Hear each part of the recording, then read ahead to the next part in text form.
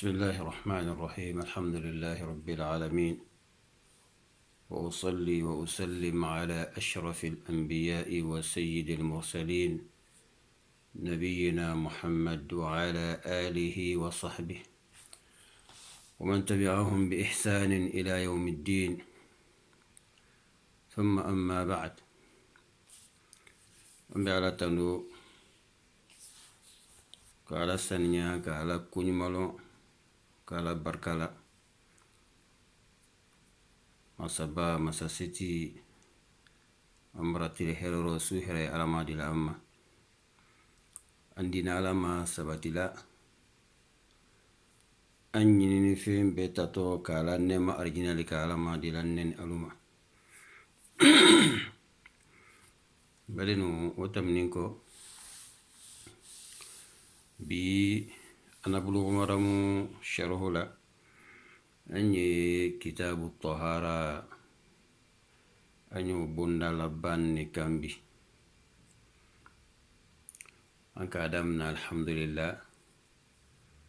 كتاب الطهارة درس الشيمان ورانا فامبلو أمرتمي بندا الشيمان لا كدمنا باب المياه كان باب الآنية باب إزالة النجاسة باب الوضوء باب المسح الخفين هنكن باب التيمم حيض النما بأني حيدا بوندا ودرس لبا أني ولربي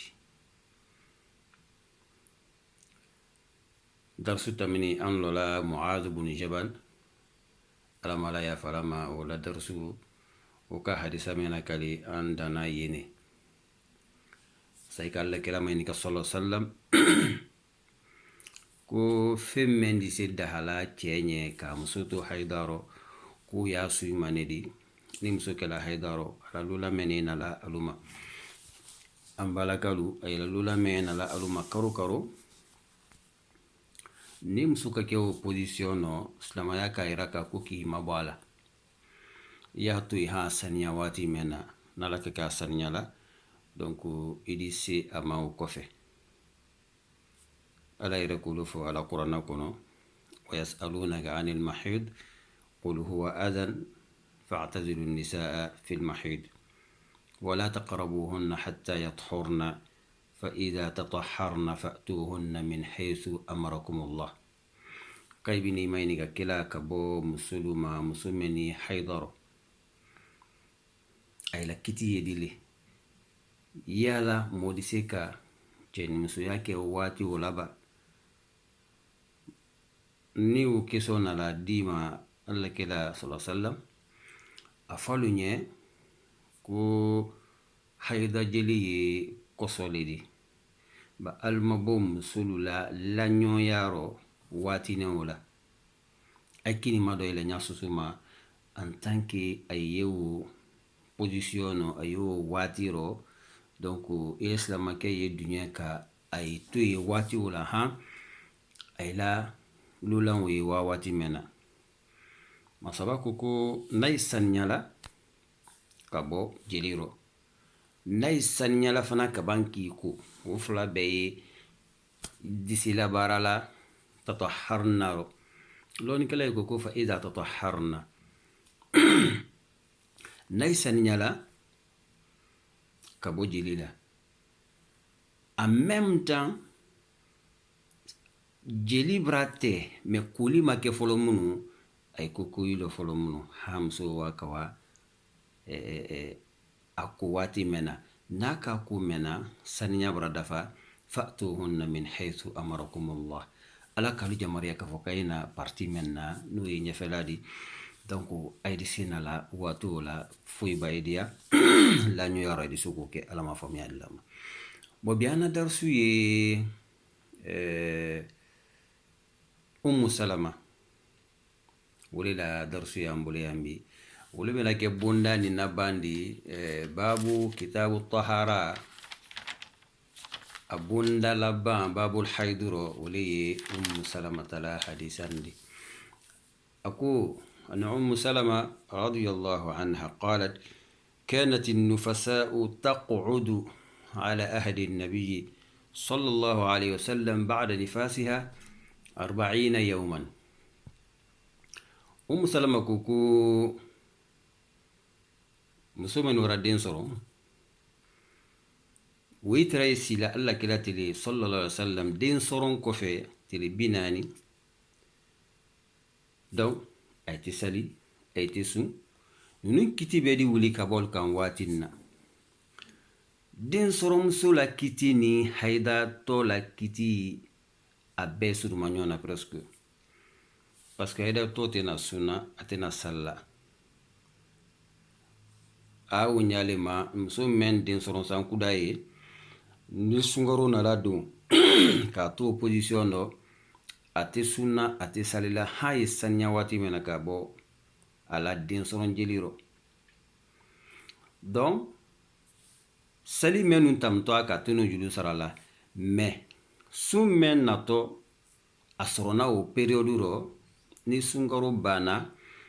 a da la sunkaro juru sara donc ale ni hayidatɔ la kiti bɛɛ ye kelen de di presque.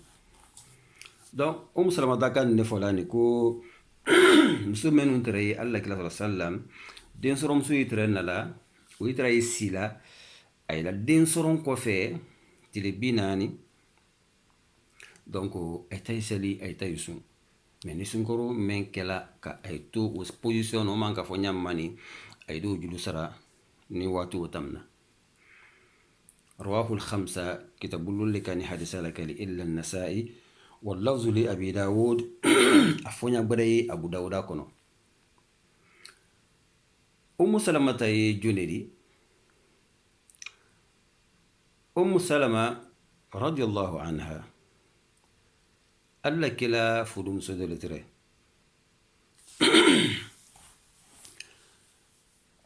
كانت من أمهات المؤمنين أطول تركو هند بنت أبي أمية المخزومية أطول ترودي ما أكونيا لناني بليالا أطوكا سبي أطو ما ليلا كامنا ولناني utiliser la molu bulu furu fu mo yira ma to yere lonko yata to bi de bere hindi ledi hind bint abi umayya al-makhzumiyya ihda zawjati an-nabi sallallahu alaihi wasallam alla kila fudu musudu le tradi akela mo folo folo ledi fana men ko nakadu islam ya kono aleni ake abi salama donc alena ke ay hijra la ka wa habasha Allah kila tere makka wati mena utuma ordu madama folo kai hijra ka wa madina ay tere wati mena ni kafri tere ay torola toroya nala si degré duro kila sallallahu alaihi wasallam aka dunyolu jamar kai wa habasha kai wa Ethiopie ku mansake doye la yuzlamu indahu abada anala chrétien ya ku adamaden ti to nyana obraye kayewa ayu refusé chrétien ke obraye han wati ni tam wati mena ni periode tamna ay disi ki ko si kana makka parce que ay wati mena toroya bara wara dunduni bara wara donc kela ka dumanda ife kay hijra kawa habasha wato wala salama alena ketre no grupuro ay wala kawa habasha ko wati ni kay après kay kosi donc aiki kose ikana alaka ke salama ana che folomata miodi abu salama akadina ni soron fe donc hijra si mengene ko yi hijra kata madina alla kila la sahaba ko masila ka hijra kawa abu salamata no yi salamata kedi aka dumanda musofe kai hijra kai wa ay fana wa madina bolofin no benin ko fe fiu kai wato ay boko kai islam nala ay se madina suko kan koro salamata la molu nala kana demsu retire ka bo chebulu ay ko chema ko amma kanya ila wali mademe andem su te wala demsu totola ambro ya ba an de ta ya andende mais na di elenye idisi wala ini kunduni pulon fo itala donc ayra salamata la se walila o kɛmɛ kɛni cɛ fana baramolu nala kana den mentre salamata bolo o fana nala kana den retire ka bɔ salamata bolo n'a bara to ma den mɛ bolo ni anu den ni n'a ma ɲa ko cɛ le t'a den di ba den fana da numa ya i fana wi ila moyi bara subhanallah ana cɛ tɛ ana den tɛ u bɛɛ na ma sɔrɔ na mun na parce que k'a borotɔ kɔba ala ko ay wato hijira de wato madina donc ana cɛbara fara a ɲa bɛ n'a cɛ wato la ma a b'a den fana sama la a cɛbara molu bɔra o di a kelen piri lɔni marato hinɛ ala molu ka yewa olu ma a k'i si dankuno ya i kasi la après a wala luma a ka waati ka kɛ yɔrɔ waati bɛɛ faraɲɔya kɛ ni yɔrɔ mɛn na o di waati bɛɛ a di ni si ye a di kasi furu a di wasa kaban ka olu ma après ala nala kɛ baramɔ fila nala ɲa ye k'a fɔ k'a ɲe muso ni den naseya ma et puis y'a ɲa bila n'a ka kɛ wala yɔrɔ min na ye wa parce que détermination façon mɛ y'a bolo ni hadamaden foyi tɛna se la kala se ka bɔ ni sila kan donc a ye ka salamata den ta k'a d'a ma a ka sila min na ka wa a cɛ kɔ madina donc a wala o ɲali ma sa a wala se tanim donc a se min kɛla ye a wala bɛn sahabakɛ do ma ye o ye Usman bin Talha donc o le ka a gbɛngbɛn kala don han madina donc o ka a bilasila han kala don Yasriba o tuma a tɔ ma yɛlɛma fɔlɔ ko madina donc o wala di ka wala don ka wa di a fudu cɛ ma a n'a cɛ tola ye o ɲali ma badiri kɛlɛ nala kɛ alhamdulillah a cɛ tere na yɔrɔ après uhudi kɛlɛ nala kɛ kɛ nala madimi uhudi kɛlɛ yɔrɔ a madimina jolida mɛn k'a ma sɔrɔ o le dila la han ala nala kɛ ala saya sababuya nala bɔ o da o le di a cɛ sa kɔ salamata a sunna kosɛbɛ parce que cɛ tun ka da ɲɛ ka tɛmɛ silamɛya kɔnɔ ala ka hinɛ ani kanintɛya le bila furu kɔnɔ cɛ ni muso fa ye hinɛ ɲɔgɔn nale a ye ɲɔgɔn kani ni diɲɛ ɲɛ tɛ fudu rɔ yala ye dabila ça sert à rien k'a fɔ k'a ye continuer parce que an na fudu siaman ye bi ça fait an ye ɲɔgɔn kun ye ten voilà parce que solution t'a la mais an ye ɲɔgɔn bolo ye ten ya fudu siaman ye o de bi i do a cɛ ni muso sɔrɔlu ma barota yi tɛ foyi ta yi ni ɲɔgɔn tɛ mɔgɔ gbɛdɛ i b'a na a ye semblant kɛ ka kɛ o ma ye duma ɲɔgɔn ye mais ka sɔrɔ a ye ni bɛ ka tiɲɛ a ye ɲɔgɔn kɔdɔ donc fudu tɛ o di hinɛ tɛ yen kinikini tɛ yen katɛrɛ tɛ ni ladiya ɲɛ ma ni ladiya ɲɛ ye dɔyala waati dɔ la furu kɔnɔ mais hinɛ man ka ban dɛ fudu ɲɔ fila kan ka hinɛ le ɲɔgɔn na k'i ɲɔgɔn ma bɛrɛbɛrɛ ka i la duruwa do to yen parce que ala le na ne ni fila la den na donc an ye fɛrɛ bɛɛ kɛ sanji kana di yɔrɔ tɛ la ten ɲa ma hinɛ ni dususuma rɔ mais n'a fɔla k'a fɔ ko bɛɛ y'a samana i ta kote la ko fo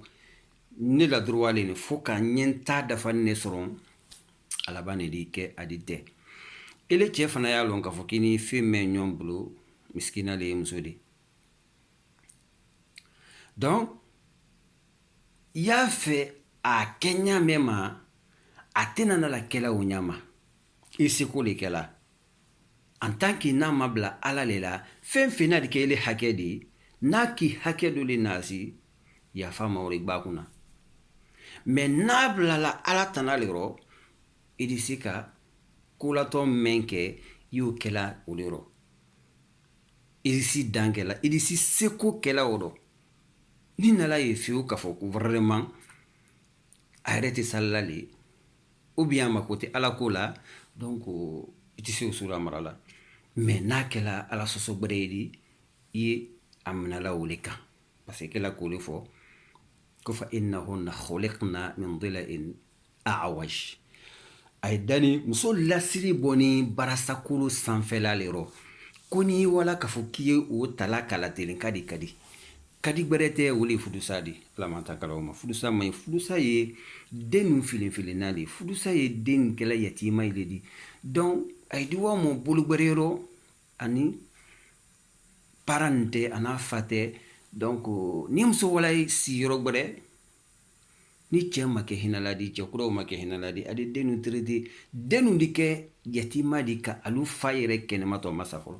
donc bato n'a ɲɛ fara bɛɛ k'a ɲa matanka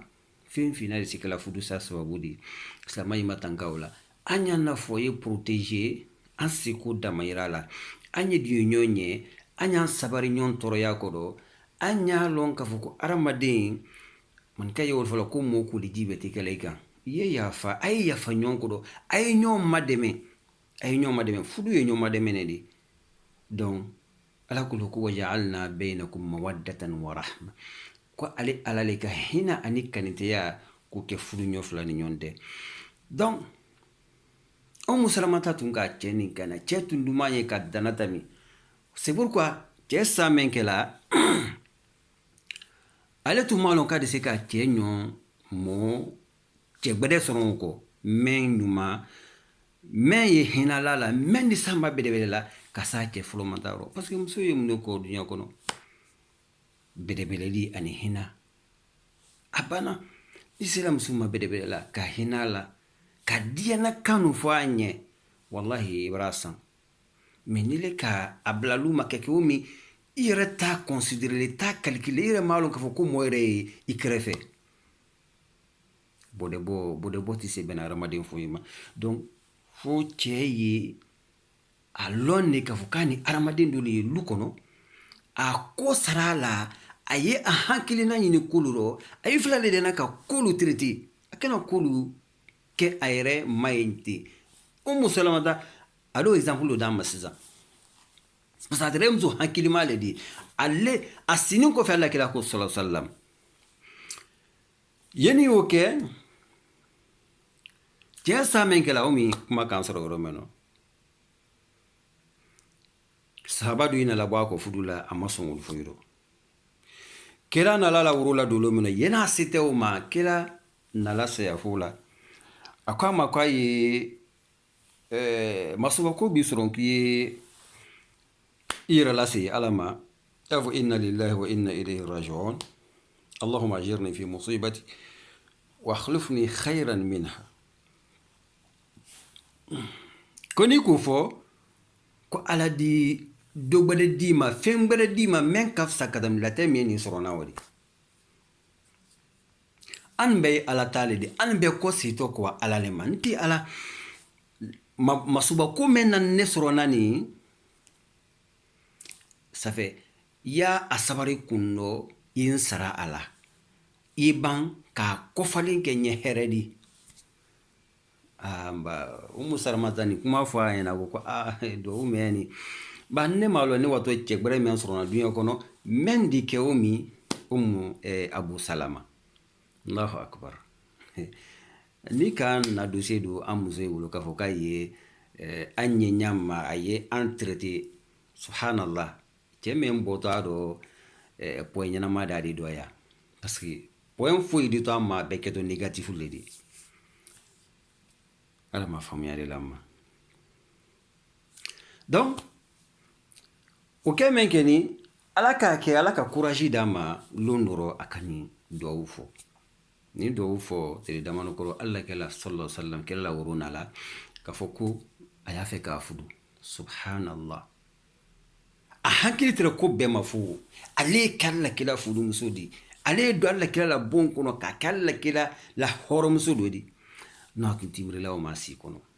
joni bɛ na misaya la kɛla di sallallahu alaihi wasallam kɛla le k'ale fudu sa a fuduni ko ala kɛla bolo sallallahu alaihi wasallam ay wala kere duro ghazwatu al-Hudaybiyah. Aywa Hudaybiyah ala makita la kafo ko silamai wa Makka pasay bonni tre kay woto umra kama Makka me ala ka ke kafirilu wala slate nya kay te do fu ay fadi malu ele ni mo menu bieni nyonkan du kelen kono ay be kanyon lo na fola kafo ko yille bali kafo kiye do na I fasola amone men kala aramalu na fanga kabu ay la senin ko kay te do na fiu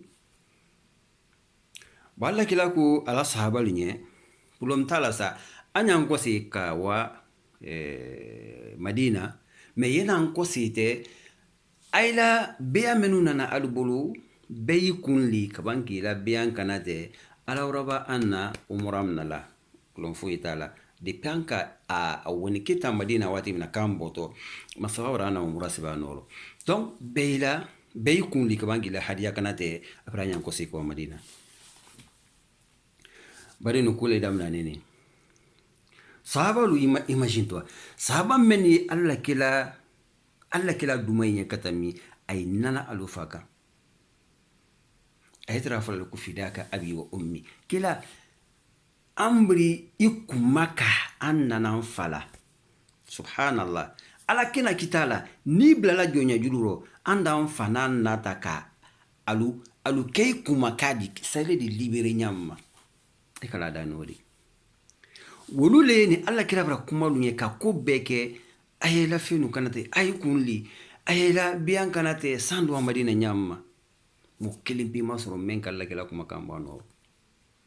besini be moneni sini moyre malla kala kuma kaname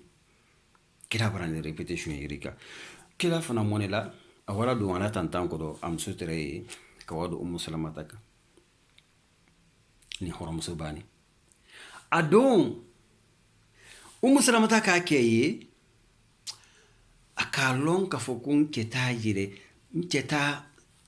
ala tan natural do parce aramade ikam moment long anya ba shen woro da lon ka fokun ko fagarsa no ko do ni nabi ani re msuita anya woro ma fena kadrete ma monene lo imanse wane lo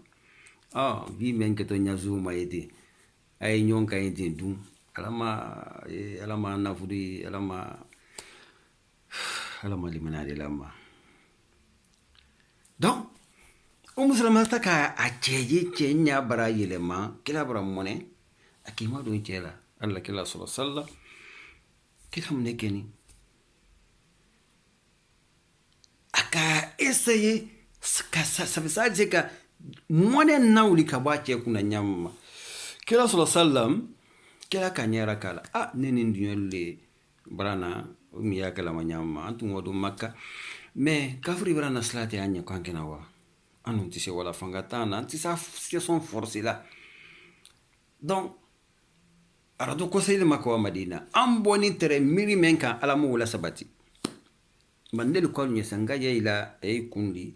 ay banko ila biyan kanate umura brada fa anya ko sey ko Madina wole bra fone hanti mo kelima wuli kan kuma ka bonoro nekela dento mbaran duyolu jamari nyeslana jankata kenaji alukama muso hankilima aka tia conseil akwar la kela isabare iduyo nu wallahi duma iduyo nu benye me ile renya situation kenyala na fola kafoko ayini mo menu kakan makati yado alu fadema wule brana kana slate alu nyeni wule mone bra ayla si hanni woro lute kila mo tedunya kono ila dienye me ay fadiro ku ay disi udila mo godema donc iduma yekatami aramadin beka ikana ayimnanna isabara ko men ne di conseil men dima ile rebo bani boyewa ila kuli la nyini afu ila kuli mome kan ki kuli yoti wule kana ikunli ikana kuma mofe kana fuifo ye si wu ikunli no bana ikunli la ye wa kawaila biyan kanate kila mbrankali o bana wati mena se ye saba ila reaction ma fe subhanallah ya k'a kɛ o min action tamina o ɲama o min Salamata k'a fɔ ɲama alakira sallam mubasharatan a fana bɔla ɲa o ma ka wa ala kun laɲini wele donc o nana ka wa a kun li kila kun muwate maban lila minnu saba yi k'i wuli kɔrɔ mɔ fila bɛɛ ka ɲɔgɔn kun li kɔrɔ ka kun bɛɛ ban pewu ka ban bɛɛ k'i la bɛɛ yan kana tɛ a banna bolo min tɛra ya regile la a ma fɛnɛ hakima cɛba ko dɔ la conseil fɔlɔfɔlɔ y'a muso de di mo ni k'a fɔ k'i t'i muso la conseil fɛ wallahi la subhanallah i b'a kɛ conseil foyi mina la duɲɛ ɲɛfɛ a fɔlɔ la lu kɔnɔla le ma fɔlɔ i muso de kan ka hankilina d'i ma yali ni m'a bɛɛ ta 100% i ye dɔ t'a dɔ k'o fara i tanɛn kan a fɔlɔ le ko mɔgɔ kelen hankili kelen donc ale de ka sahaba lu sauvé wolo n'o tɛ a tun tola fitini jankata tun bɛ jalo kan ka ale la kila sɔsɔ kɛlɛ ye mɔnɛ ile ye mɔnɛ ah non mais ale la kila furumuso ɲumanba ni mɛ na halisa y'an bolo ni wole ka sahaba lu sauvé wolo donc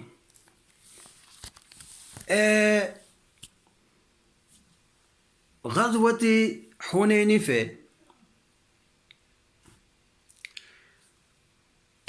Salamata a tɛrɛna o fana rɔ a ka hadisa caman de lakali ka bɔ Ala kira ma sallallahu alaihi wasallam hadisa 300 kɔ hadisa 300 ni hadisa 70 o mi Baqi ibn Mukhallad ka o lakali ɲamɛ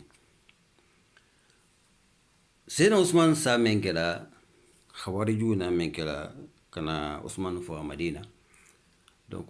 Salamata kala ɲini ka ye bɔla Madina kawa a installé Basra mais Aisha ka a conseil ka kena o kɛ ka ye to Ala kira la du kɔnɔ Madina ka ye to ye donc a ka Aisha la kumakan conseil lamɛn a k'i si ye donc Ala nana kɛ a fatula Muawiya la tan de la Yazid ibn Muawiya donc o kɛla dawla Umawiya waati de parce que Ala kɛla sa ko khulafa ur-rashiduna minnu nala n'o ye Abubakar ni Omar ani Usman ni Ali o yi tɛmɛnen kɔfɛ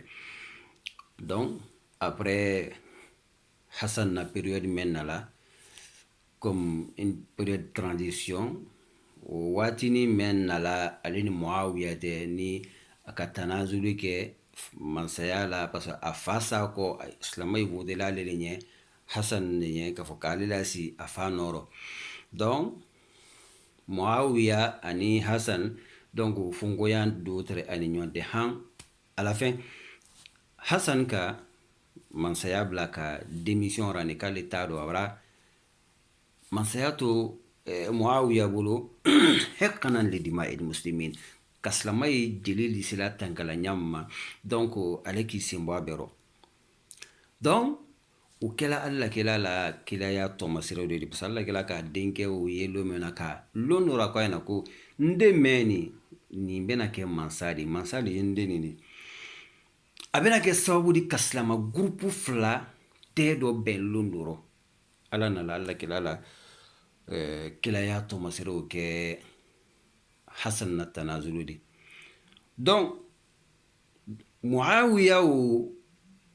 ka ji hinɛ ka wa dawlatul Umawiya damina Ala nana kɛ ale nana fatu le kɔnɔ parce que Umawiya ban dawlatul Abbasiya fana nana o kɔfɛ dawla Osmaniya fana nana u ye waati de silamɛya tamina khulafa ulu tamina waati men kɔnɔ donc diina tamina u ye waati de kɔnɔ han kana se anu ma yan yani n'a ka sɔrɔ k'a fɔ ko k'olu tamina i la waatiw kɔnɔ minnu ma bɛn Ala ma mɛ adamadenya fana tɛ walaw kɔ Ala ma Ala yafala an na alu bɛɛ ma minnu tamini a ye ni ɲɔgɔn tɛ lɔnnikɛla ye ka domandan fɛ k'a fɔ k'an ɲa an nɛ minɛ ka bɔ kuma ma kuma fɛn fɛn n'a de kɛ juma ni sahaba ye ni ɲɔgɔn tɛ ou bien tabi n'a ye ni tabi ni ɲɔgɔn tɛ a b'a kɛ a susu de k'an ɲa nɛ minɛ ka bɔ alu ma parce que Ala ka alu saniya Ala ka i lafisaya an de Allah kila ko khairul quruni qarni thumma alladhina yalunahum thumma alladhina yalunahum wati dof samanti we nekela ye period menoni neni na molu neni na sahaba li wati menoni islamaya wati foyiti nanalana mendi se anna wati ndi nanu tamna mu'min na to anu kofe menu fana bana latum menu fana na to wul kofe wile ye wati dof samantedi donc mof samante wulu alla kila na menu fola kay cité ne le kafo ki wulu kela kuma fendi ka kuma ayni nyonte idi juru mum mate bansa salamata aya do jila ala sababula ale kala kila mayni kalonoro kila mule ko so anu musoyi te wala kele dia bon cheidi banza wala kele do donc ko ale mawfamiya donc alaka ayadu laji wala tatamannu ma faddala Allah bihi ba'dukum ala ba'd lirrijali nasibun mimma iktasabu walinnisa'i nasibun mimma iktasabna واسألوا الله من فضله إن الله كان بكل شيء عليما آية نجي سببو كلا سلامة لدي donc alaka ayiraka aya nukono ay kana finnata alana ay dura sela dodi ko menno ele kana annata kafo kiyeke ibadima wo place la parce que alabara wala se ele di daraja me o bulu wati na wala wotile bulu donc ikena nata façon de ke say fana di ke o nyona di ou bien yetama la nyasu do ma kayo dabla donc aya lon ka foko li rijali nasibu mimma iktasabu celu daraja do yewulu bulu alu musulu fana daraja do yewulu mais ay la daraja yete kelindi mais en même temps ay was'alullah min fadli ay man sabadil toujours ala samantiyala ala hinala donc parce que hina be kili man sabali bulu ale la lili yaro talala ala la hina akabu adante na fulu kilini nema me ala buru adante na fulu parce que na fula ko nema ambe hangilla la wodi leka materiel leka mais kende ya am malon ka fuku ye nema di anti kende rejila ka fuku no we nema le armaden kanka ala konyumalo nema mena non donc ala la nema sukashia iye bire ye tamala ye kumala ye yelikala inyo yirikale ye wo kilinkili na be deseni wuluro ikanka ala tanu nubeka donc ambamso la hadisa trayambulo yanimbi donc alika hadisan nakali ko musomenu tralla kala lawati sallallahu alaihi wasallam ko itere silatri binanine donc a été salla a été sunna han ila haida ite wati mena mais au kodo te di kafoku ni la haida te la pardon ni la din soron jeli te la o kono la rukiti salla non ni la din soron jeli te la yan din soron ko fete le saba i kula le ka sali kila ko beke ni hadisa foni ni kaira kila aqsa mudda linnufasa alele ye période ba janya kan donc a man katami tribunal nila donc même bento den sorom sulla kitima naka den soron akanka wati jatemi ke siriro wole wodi ni tribunal nala tam sisan anka hukumu menfo haidatolla mas'alaro afanadi do mustahada hukumuro atodi bo état normal la donc adi ko sisan kaban ka sali adi fan koron sida ira la ka sali ko fe nitel binan tamna hante jiliye donc lam ta'ud yani fi hukm an-nufasa abara ile manka ke kiti berelidi adi komi haidato ye nala wati normal tamna wati mena akanka kulike ko fe nufa mustahada hukmu nyamma ukiti kilimpeli fana yibukla alika hay sane wati min ala ma fami ali lama donc ni hadisa ku kitabul likan nakali fo sunanu nasai kile na malakali wallawzu li abi daud fonya meni fonya bude Abu Dawuda bulu meni ni fanati kelendi wa fi lafdhin lahu ayata fonya woro ولم يأمرها النبي صلى الله عليه وسلم بقضاء صلاة النفاس قال لك لما مسؤول جماري كي سلم من تمني ألو كان كي أجلو سرا دونك ولا هرا كلانا كوكو سلم من يتمنا لك واتو لا أتي سالي سرا لا مي ni sungaro men tamna leka o mi hayda la kiti nyamma ni sungaro bana donc adi sungaro jurume tuni alula aidi wo juru sara وصححه الحاكم حاكم كحديثاني كحديث صحيح هي دو مني كني بوندلا باندي كتاب الطهارة رو دونك سنيا منو انكا غلوم دامنا دي بانكا دامنا انتر كتاب الطهارة لروني دونك بوندا يريكا من لارو بوندا تان من سبحانه وتعالى على برو بوندا سورة بي donc kadam na babul miyahuma kadam na ji man ka ji fo ka ji qualité fo ji duman ani ji sanman ani ji noninu ay qualité wulu ka wulu be fo ka banka babul aniya kana do muranno armadin ka anka muran me utiliser iman ka me utiliser anna la kuma wulu fanaka ani babu izalatin najasa koso kan kala wuli nyamma an kuma law fanaka ani sarji yere tanya anna la kuma fanaka ka ban iba kesal ji fana la khufe ka anka maso nyany manika islama bulu o fana darsu tala ambulo ka banka na si sarji mrabanta la ho fen mani mendi sarji ni tinye an kuma law fana ka donc ka ban fana qada babu qada adabu qada al haja aramaden joñ mani ibo nyena ikanka ire adapte ikanka jumenuta ibo nyene kede ibo kabne kede donc subhanallah ni darsu betala ambulo hangana se babu al-ghusl wa hukm al-junub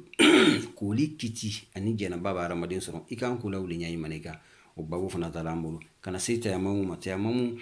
kan ka tanyai manika tayamun sababu ken jodi no e amba aisha tadi o darsu fana fola ambulu donc ababu bonna la bani keni babu al-haid de no e haida bonnadi donc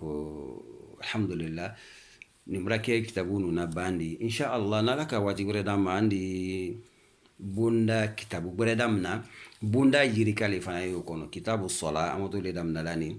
komi sanya baraban donc mubasharatan an kan ka do salli kono siza sanya barake salji kan kata muramen kono ulu barake ni salji tiena kanka kuriji nyamma amra wulu be sanya kunnum beke la mena anka do salli kono kan lo bolo sanki nyasi alala sali o kanka kedi o kanka ke wati ni mandela o bonda fula yi babul mawaqit donc woni bena kana darasu folom folomata di ni bonda la insha Allah alama famu ya de lama andina alama sabatila أين في ما نوي حردي وبتاتو كلا نما أرجينا لك كودينني على موكلا قال بنكون ما دام على موكلا ربنا آتنا في الدنيا حسنة وفي الآخرة حسنة وقنا عذاب النار ربنا لا تزغ قلوبنا بعد إذ هديتنا وهب لنا من لدنك رحمة إنك أنت الوهاب